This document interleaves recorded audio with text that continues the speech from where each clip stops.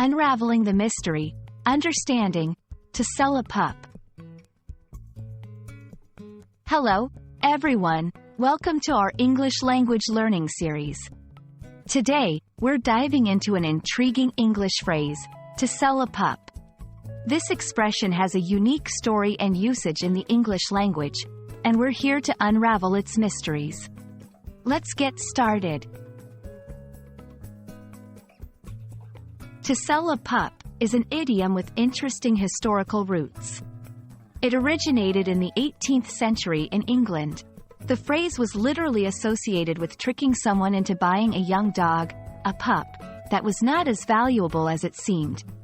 Over time, this literal act turned into a metaphor for deception or fraud in general.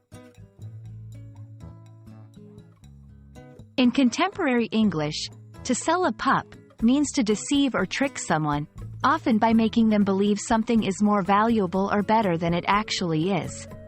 It's commonly used in the UK and Australia.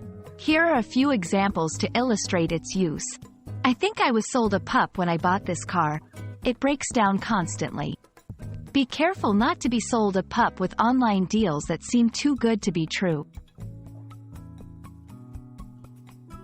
When using to sell a pup, it's important to remember that it's often used in negative or cautionary contexts.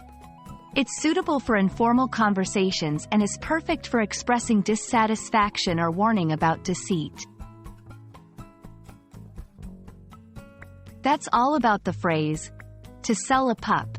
We hope this video has shed light on this unique expression and added a new phrase to your English vocabulary arsenal. Keep learning and exploring the richness of the English language. See you in the next video.